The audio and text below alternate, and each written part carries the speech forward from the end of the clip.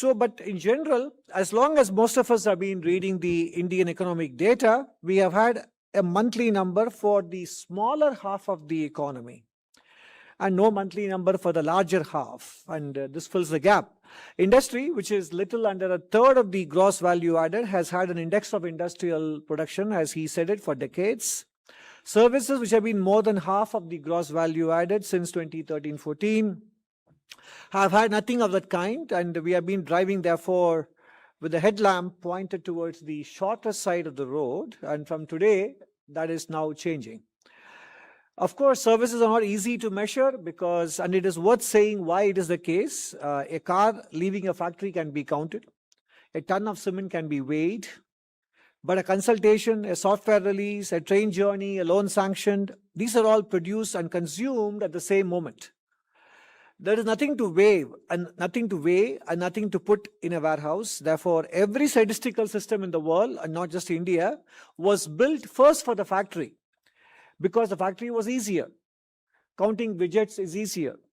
Getting a monthly measure of services is therefore a real achievement, and therefore the colleagues in Ministry of Statistics and Program Implementation deserve a special round of applause for making this happen. What has made it possible is something that was never designed for statistician at all. Every month, lakhs of enterprises file returns on their sales under the goods and services tax. Those returns, aggregated and classified and adjusted for prices, can tell us how much the formal services economy actually produced. And they can tell us this without asking a single business to fill in one additional form. I would like to dwell on that for a moment. The best statistical systems are the ones that ask the least of the people they measure. Here, a tax reform has quietly become an information system. Our digital public infrastructure has quietly become statistical infrastructure. This is a very good return on an investment that was made for entirely different reasons. What will this give us? First, it will give us time. Policy is made in real time, but much of our best data arrives late. When a sector slows, we would like to know within weeks, not after the annual accounts are closed.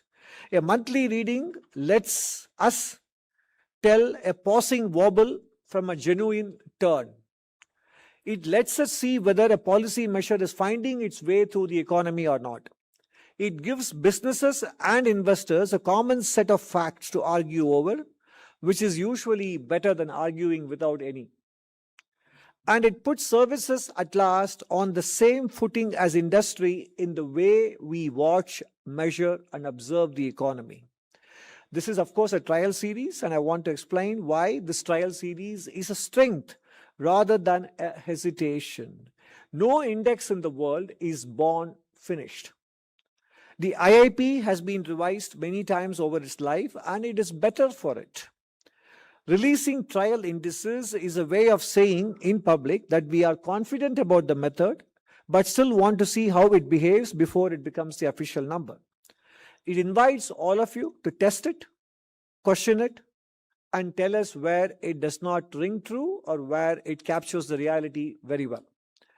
Statistics improve in the open, and this is a mark of confidence on the part of MOSPI, not one of doubt. There is work ahead, and I will mention this. The index measures volumes, and we also saw on the data, but the data arrives as values, so everything depends on how we adjust for prices, and that is why the slide that we saw on the kind of deflator use is important for us to know how it is deflated. Building price indices for services is, of course, not an easy task, as it is the case for goods in general. And that is the most valuable investment we can make, and we will continue to make in producing this index of services production.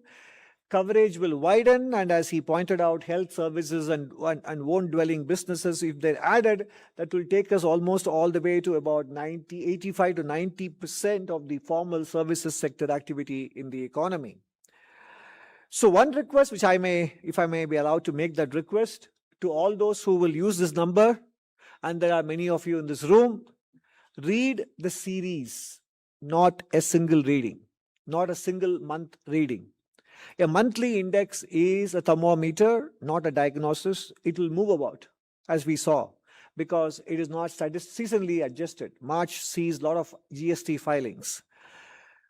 It will move about, it will be revised, and the first few months will tell us less than the first few years. Data is there to narrow the space in which we can fool ourselves. It doesn't spare us the work of thinking. So in other words, do not get fixated on a single number or a single wiggle in the series.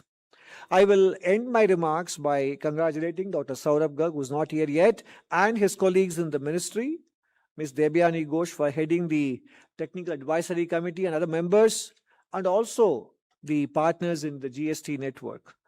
This is a very careful, patient piece of institution building of the kind that rarely makes headlines and quietly makes everything else possible.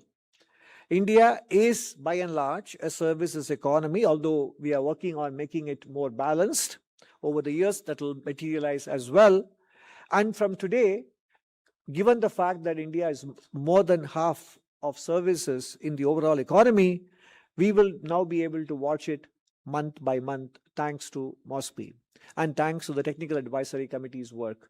Thank you all for being here, and I'm very happy to be invited to be part of this release of the trial indices of services production.